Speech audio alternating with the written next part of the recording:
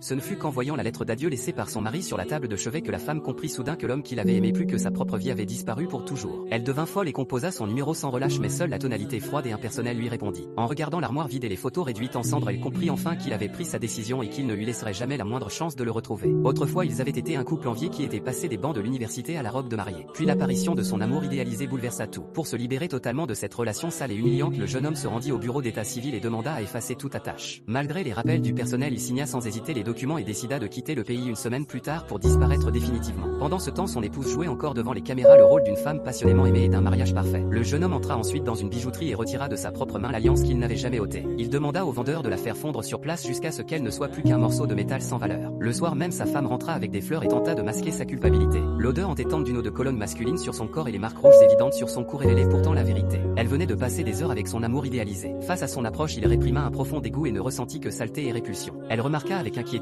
que son doigt était désormais nu. Pour ne pas éveiller ses soupçons, il inventa une excuse et éluda la question. C'était le jour de leur anniversaire de mariage. Elle insista pour l'emmener au bord de la rivière où ils s'étaient rencontrés. Il avait prévu de terminer là où tout avait commencé, mais avant qu'il ne puisse parler, son téléphone sonna. Elle s'éloigna avec nervosité et envoya des messages ambigus à son amant. De retour à la voiture, il constata que la connexion du véhicule n'avait pas été coupée. En voyant les traces rouges sur son cou, il voulut mesurer jusqu'où son absence de honte pouvait aller. Le lendemain, ils convinrent de se rendre ensemble à l'entreprise. Elle envoya en cachette des messages pour organiser un rendez-vous sur le toit de la société. Arrivée au bureau, elle partit précipitamment en oubliant son téléphone. Il entendit alors des employés discuter et comprit qu'elle demandait souvent à quelqu'un d'acheter des préservatifs pour elle. Il réalisa que le colis qu'elle avait récupéré avec empressement le matin même servait à préparer ses escapades. Lorsqu'elle revint chercher son téléphone, elle entendit confirmer des informations liées à son passeport et devint méfiante. Elle lui demanda avec inquiétude pourquoi il avait besoin d'un passeport. Il la regarda froidement tandis qu'elle continuait à jouer la comédie. Pour l'apaiser, elle promit de repousser son travail et de l'accompagner au cinéma. Mais dès que son amant l'appela, elle prétendit qu'une urgence professionnelle l'attendait et partit en hâte. Dans son cœur, cet homme passait toujours avant tout. Peu après, il reçut un message provocateur de l'amant qui insinuait même qu'un enfant était en route. Sans la moindre hésitation, il contacta un avocat et accéléra la procédure de divorce en renonçant à tous les biens. Il rentra chez lui vidé et abattu. Sa femme l'appela et mentit avec aisance en affirmant qu'elle devait partir en déplacement et qu'elle se libérerait la semaine suivante pour rester avec lui. Il savait pourtant que l'accumulation des déceptions menait toujours au départ. Il prépara calmement ses adieux. Après avoir raccroché, il brûla les derniers souvenirs et donna aux œuvres caritatives les vêtements qu'il ne pouvait emporter. Il jeta un dernier regard à cette maison qu'il avait autrefois tant aimée. Puis il monta dans un taxi en direction de l'aéroport sans le voir. Sur la route, il reçut encore des photos envoyées par l'amant pour se vanter.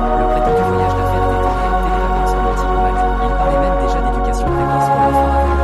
Devant s'être informé une famille de 3, il la plaça simplement sur liste noire. Au même moment, elle venait d'atterrir et lui téléphonait en parlant d'un voyage professionnel imaginaire. À peine l'appel terminé, elle se jeta dans les bras de son amant et l'embrassa passionnément sous le regard des passants. Mais lorsqu'elle se tourna, elle fut stupéfaite de voir son mari dans un taxi juste devant elle.